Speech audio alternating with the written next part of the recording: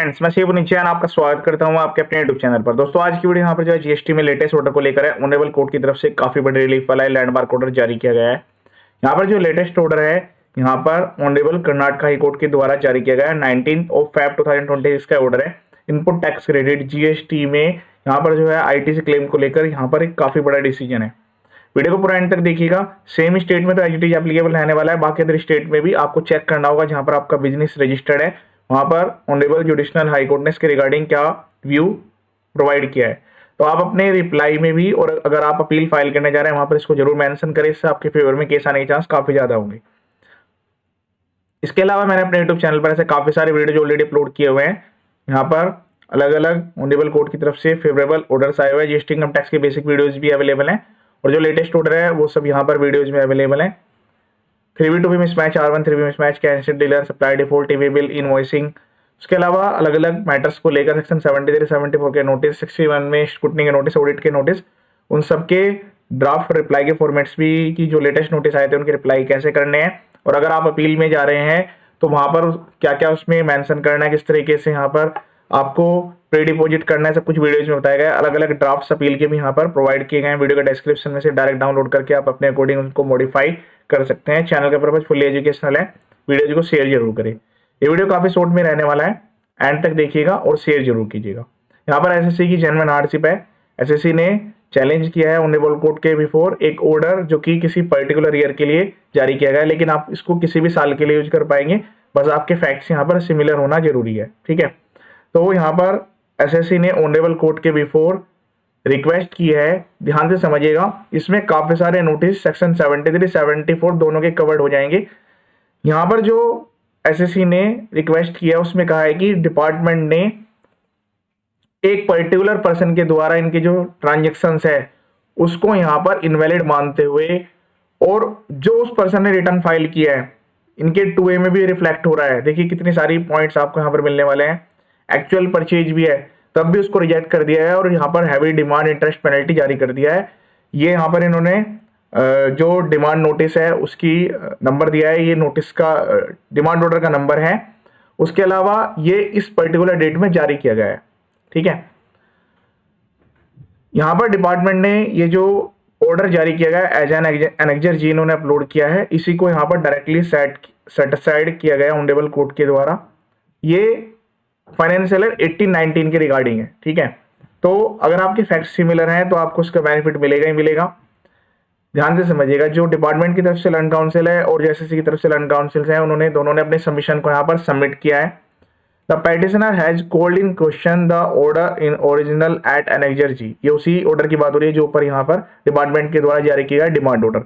The petitioner has also sought for issuance of writ of mandamus to direct the Assistant Commissioner of Commercial Tax, मतलब GST department को यहाँ पर ये direction issue करने के लिए रिक्वेस्ट की जा रही है कि जो उनके द्वारा ये प्रोसीडिंग्स की गई है वो इनवैलिड है और उसको यहाँ पर सेट असाइड किया जाए।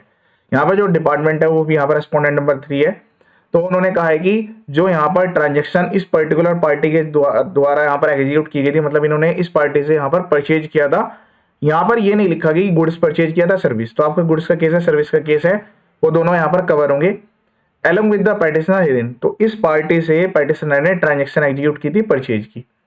Learn council for the petitioner submits that, यहाँ पर जो पेटिशनर की तरफ से लर्न काउंसिल हैं उन्होंने यहाँ पर सबमिट किया है कि जो ऑर्डर यहाँ पर जारी किया गया एजुकेटिंग अथॉरिटी के द्वारा, उसमें इनके जो सबमिशंस हैं जो पेटिशनर ने पैराग्राफ नंबर 5 में सबमिट किए हैं उसको कंसिडर ही नहीं किया गया। It is submitted that petitioner has specifically asserted that purchases, ये यहाँ पर पैराग्राफ का इंपॉर्टेंट हो जाता है जहाँ पर एक्चुअल इनपुट टैक्स क्रेडिट की बात हो रही है।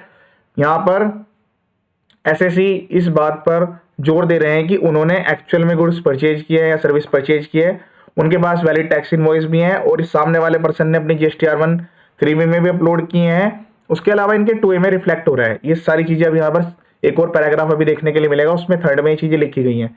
तो इन्होंने तो यहाँ पर कहा है कि भाई ये जो परचेज है यहाँ पर वैलिड टैक्स इनवॉइस के अगेंस्ट में किया है जो कि रजिस्टर्ड सप्लायर, भाई जीएसटी में रजिस्ट्रेशन भी तो डिपार्टमेंट के द्वारा ही दिया गया है। और इस वाले व्यू को लेते हुए अलग अलग ऑनरेबल कोर्ट कैसे honourable Madras high court, honourable Allahabad high court ने भी सिमिलर व्यू यहाँ पर प्रोवाइड किया है।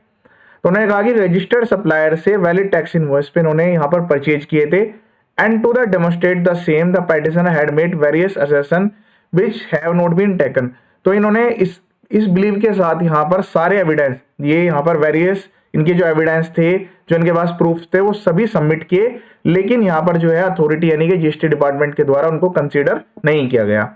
तो आप यहाँ पर साथ के साथ भी लिख सकते हैं, या मैं लास्ट में समराइज करूंगा तब भी आपको बता दूंगा कि यहाँ पर आपको पॉइंट्स जो मिल रहे हैं वो एक तो परचेज के रिगार्डिंग है कि भाई एक्चुअल परचेज है आपकी, दूसरा सामने वाला पर्सन जीएसटी में रजिस्टर्ड पर्सन है, आपने उससे परचेज किया है, आपके पास सारे एविडेंस अवेलेबल हैं।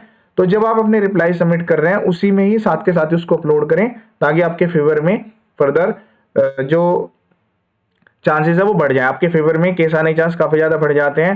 पहले आपने एजुकेटिंग अथॉरिटी के बिफोर डॉक्यूमेंट सबमिट किए, उसके बाद अगर वहां से आपको रिएक्शन नहीं मिलती, उसके बाद अपीलेट अथॉरिटी, फिर उसके बाद अपीलेट ट्रिब्यूनल, देन उसके बाद यहाँ पर जो ऑनरेबल कोर्ट के बिफोर रेट। तो अगर आपने सही तरीके से अपने रिप्लाई को सबमिट किया हुआ है तो आपको बेनिफिट मिल जाएगा। इसके बाद यहाँ पर सेकंड चीज देखिए, insofar as such assertion the same remains uncontroverted in the light of the same the order and energy set aside. यहाँ पर जो है ऑनरेबल कोर्ट ने इस बिलीव के साथ कि भाई इनके पास सारे एविडेंस सब चीजें अवेलेबल हैं, तो यहाँ पर जो है मैटर को जो है यहाँ पर सेट असाइड किया है, मतलब जो इनका ऑर्डर था एनर्जी में ऑर्डर है उसको सेट असाइड किया है, मैटर को यहाँ पर रेमेंड बैक किया गया फ्रेश कंसिडरेशन के लिए। यहाँ पर पेटिशनर को यहाँ पर अपॉर्चुनिटी भी दे दी गई है हियरिंग की, कि वो पर्सन हियरिंग चाहे तो अवेल कर सकते हैं और वो परमिसिबल भी है। ठीक है, अब नेक्स्ट पैराग्राफ में देखिएगा, यहाँ पर इनको बेनिफिट तो यहीं ऊपर ही मिल गया है, मैटर रिमांड बैक हो गया है, फिर भी इनकी तरफ से जो लंडन काउंसिल है उन्होंने यहाँ पर सबमिट किया कि जो सप्लायर है यानी कि वो जो पार्टी है जिसकी डिफॉल्ट की बात हो रही है, तो इसमें आपके सभी चीजें कवर्ड हो गई है। बोगस परचेज, जहां पर 74 में नोटिस आते हैं, 73 में आते हैं कि भाई सप्लायर एग्जिस्ट नहीं करता है, सप्लायर से आपने परचेज किया उसमें कुछ गड़बड़ है ट्रांजेक्शन्स में, तो आपको भी लिखना है कि भाई सामने वाले पर्सन ने अपनी GSTR1 फाइल किया, 3 रिटर्न फाइल किया, और ये तो पोर्टल का स्क्रीनशॉट लेकर भी आप लगा सकते हैं। इसके लिए आपको लॉगिन पासवर्ड की जरूरत नहीं है, सामने वाले पर्सन के लॉगिन पासवर्ड की जरूरत नहीं रहती है। दूसरा यहाँ पर आपके GSTR2 में भी रिफ्लेक्ट कर रही है, तो उन्होंने कहा कि पेटिशनर के रिफ्लेक्ट कर रही है 2A में भी, तो उन्होंने रिक्वेस्ट की है साथ के साथ ही, मैटर तो रिमांड बैक हो गया, लेकिन यहाँ पर इसकी रिक्वेस्ट की है the submission of the petitioner may be taken note for the present, however such submission is subject to the adjudicating authority before the authority. अब ये है कि भाई जो पेटिशनर है उसने जो सबमिशन दिया है उसको कंसिडर किया जाए प्रॉपर, लेकिन फिर भी ये डॉक्यूमेंट्स वेरिफिकेशन करना, ट्रांजेक्शन वेरिफिकेशन करना, एविडेंस वेरीफाई करना, ये सब कुछ यहाँ पर रहने वाला है सब्जेक्ट टू द अथॉरिटी। मतलब जो अथॉरिटी है, जीएसटी डिपार्टमेंट है, उसके राइट्स को रिजर्व रखा गया है। ठीक है, तो ये तो आपको हर केस में देखने के लिए मिलने वाला है। अब समरी में यहाँ पर ध्यान से समझिएगा, ये रिट पिटीशन तो एसएससी को अलाउ हो गई है। एसएससी ने जो है यहाँ पर अपने केस के रिगार्डिंग फाइट किया है। काफी सारे ऐसे पर्सन है जो कि फाइट नहीं करते हैं और वो यहाँ पर टैक्स जमा कर देते हैं। अगर आपने टैक्स एक्सेप्ट किया है उसके बाद इंटरेस्ट पेनल्टी भी आपको देना होगा, ये चीज आप ध्यान रखिएगा। All contentions are kept open, petitioner to appear before the respondent without further notice. इनको यहाँ पर 18 मार्च 2026 की डेट भी दी गई है और इनको ये लिबर्टी दे दी गई है कि आप जो है फ्रेश डॉक्यूमेंट्स भी सबमिट कर सकते हैं। वैसे जनरल केस में क्या होता है कि आपने जो डॉक्यूमेंट्स अवेलेबल कराए थे प्रॉपर ऑफिसर को, उसके द्वारा एडिशनल डॉक्यूमेंट्स काफी बार प्लेट अथॉरिटी के बिफोर एक्सेप्ट नहीं होते हैं। तो आप ये चीज ध्यान रखिए, जब भी आप अपने रिप्लाई को बना रहे हो तो आपको स्ट्रॉन्ग रिप्लाई सही तरीके से बनाना है, सारे एविडेंस उसमें लगाने भी हैं और टाइम लिमिट के अंदर ही रिप्लाई करना है। अगर आपको टाइम लिमिट के अंदर आपके डॉक्यूमेंट्स अवेलेबल नहीं हो पा रहे हैं तो आप एडजमेंट ले सकते हैं, 3 एडजमेंट तक अलाउड होती है और प्रॉपर ऑफिसर की जिम्मेदारी है कि आपको एडजमेंट अलाउ करेंगे ही करेंगे।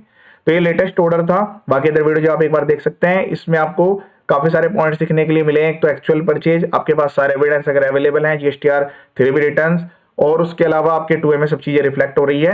एक्चुअल ITC अलाउड आपको होगा और आपको इनपुट टैक्स क्रेडिट रिवर्सल करने के लिए नहीं कहा जाएगा। ठीक है, तो आपको इस तरीके से ही अपने केस में, अपने रिप्लाई में अगर अपील फाइल कर रहे हैं उसमें मेंशन करना है कि ऑनरेबल कोर्ट ने इसमें ये व्यू दिया था और इस रिट पिटीशन को अलाउ भी किया गया है। अलग अलग वेरियस कोर्ट्स के आप जो है यहाँ पर अपने सबमिशन में मेंशन कर सकते हैं केस लॉज। बाकी अदर वीडियो भी आप एक बार देख लीजिएगा, लेटेस्ट अभी काफी सारे वीडियो यहाँ पर आने वाले हैं और जो नोटिस लेटेस्ट आए हैं उन सबके रिप्लाईज भी यहाँ पर आपको मिलने वाले हैं। चैनल का पर्पज फुली एजुकेशनल है, वीडियो को शेयर जरूर करें। ये वीडियो देखने के लिए थैंक यू सो मच।